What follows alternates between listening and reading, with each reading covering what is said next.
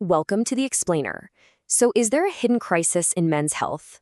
Today, we're going to break down the arguments from a Sky News Australia segment that's making waves. It connects some really startling statistics to a pretty bold and, you could say, controversial political idea, creating a minister for men. All right, so the segment kicks off with a pretty charged claim. It suggests that a certain cultural narrative, which it specifically links to third-wave feminism, has become pretty common. You know, the idea that masculinity itself is a problem, something that needs to be fixed. So this really sets the stage for the main cultural point being made in the source, this idea that men are often seen as broken or somehow problematic. But, and this is key, the argument doesn't just stop there with cultural theory. It quickly pivots to some hard numbers to try and back up its case. Okay, so the big question is, how does this cultural argument actually connect with the reality of men's health on the ground? Well, the source tries to build that bridge. It uses data to argue that these aren't just, abstract ideas floating around, but that there are real, tangible issues at play here. All right, first up, let's dive into the actual numbers. What's the data that the source is using to argue that there's a real crisis going on? And the first figure they point to is a really stark one, especially when it comes to mental health. The source highlights that men are 3 times more likely than women to die by suicide. And that disparity doesn't stop there. It continues right into physical safety. According to the data they're citing, over 90%, think about that for a second, over 90% of all deaths that happen in the workplace are men. And all of this seems to translate into overall longevity too. On average, a man's life expectancy in Australia is a full 4 years shorter than a woman's.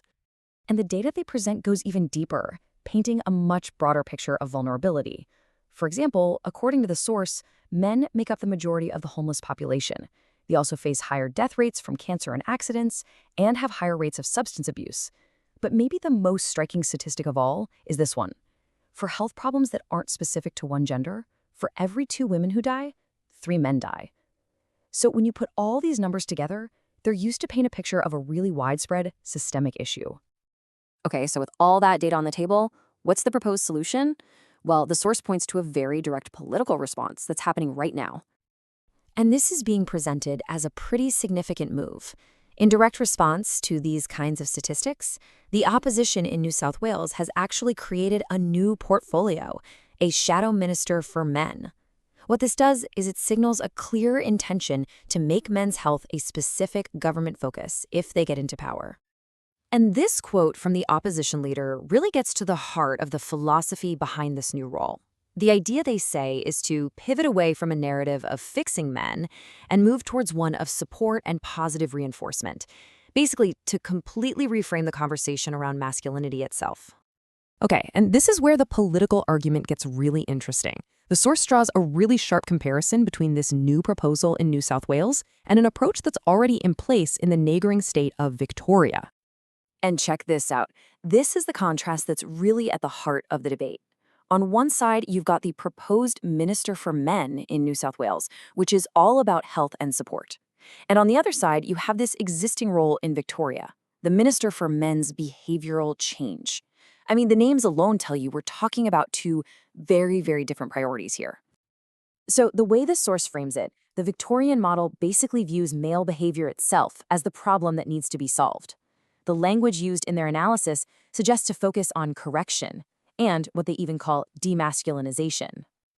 In complete contrast, the proposed New South Wales approach is presented as the total opposite.